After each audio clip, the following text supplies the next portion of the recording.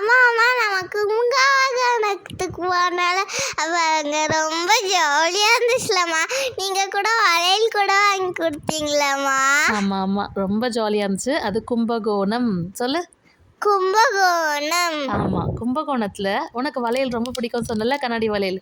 அதனால தான் உனக்கு வளையல் வாங்கி கொடுத்தோம். கும்பகோணத்துலலாம் நிறைய பெரிய பெரிய மீன்லாம் இருந்துச்சுலம்மா? ஆமாம் செல்லக்குட்டி, அங்கே இருக்க எல்லா குளத்துலையுமே நல்லா பெரிய பெரிய பெரிய மீனாக இருந்துச்சு. நீ கூட தண்ணியில் இறங்குறதுக்கே பயந்தியே மீன் கடிச்சிட்டோன்னு சொல்லிட்டு. ஆமாம், அங்கே ஏன் நிறைய அங்கெல்லாம் சொம்புலாம் வச்சுருந்தாங்க? எனக்கும் சேம் டவுட் தான் செல்லக்குட்டி. அதனால தான் அங்கே இருக்க ஷாப்பில் இருக்கவங்க கிட்ட கேட்டால் சொம்பு இங்கே வந்து ஃபேமஸ் அப்படின்னாங்க. அதனால தான் நம்மளும் ஒரு சொம்பு வாங்கியாச்சு. அந்த உப்பிலியப்ப கோயிலை மறக்கவே முடியாதுல்லம்மா.